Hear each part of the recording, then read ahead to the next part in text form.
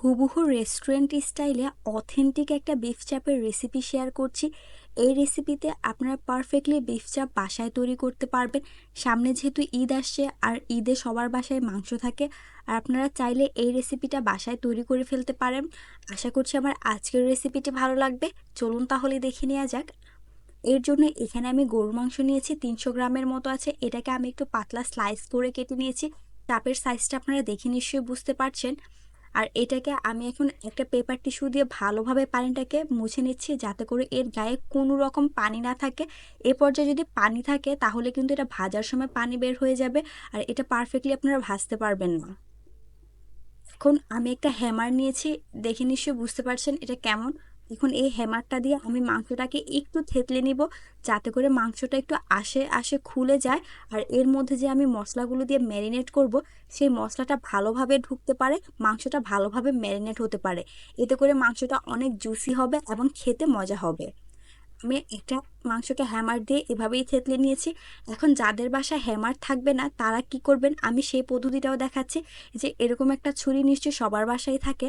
ছুরির উল্টো পিঠ দিয়ে এভাবেই আপনারা এটাকে একটু বাড়ি দিয়ে নেবেন।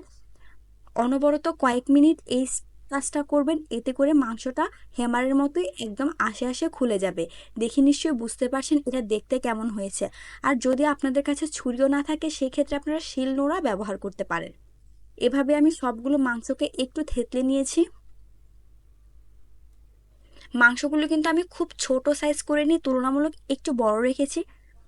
এখন ম্যারিনেশনের জন্য এখানে আমি খোসা সহ পেঁপে বাটা দিয়ে দিচ্ছি 1 চা চামচের মতো। এখানে আধা টেবিল চামচ দিয়ে দিচ্ছি আদা রসুন বাটা। 1 টেবিল চামচ দিয়ে দিচ্ছি পেঁয়াজ বাটা।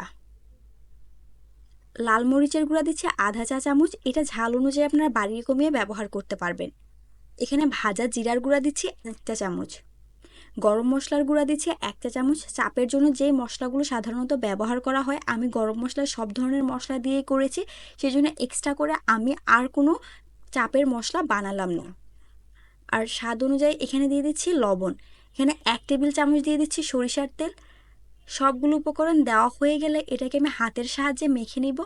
এ পর্যায়ে চেষ্টা করবেন একটু ভালোভাবে মেখে নেওয়ার জন্য। আর আমি যেই গরম মশলাটা ব্যবহার করেছি, সেই গরম মশলার একটা রেসিপি অলরেডি আমি শেয়ার করেছি, আপনারা চাইলে চেক করে নিতে পারেন। এরই মাঝে আমার মাংসগুলো কিন্তু মাখানো হয়ে গিয়েছে, দেখে নিশ্চয়ই বুঝতে পারছেন প্রত্যেকটা মশলা কিন্তু মাংসের গায়ে ভালোভাবে লেগে গিয়েছে। এখন এ পর্যায়ে আমি একটা প্লাস্টিক র্যাপার দিয়ে এটাকে ভালোভাবে সিল করে দিচ্ছি, যাতে করে বাইরে থেকে বাতাস ভিতরে এবং ভিতর থেকে বাতাস বাইরে যেতে না পারে।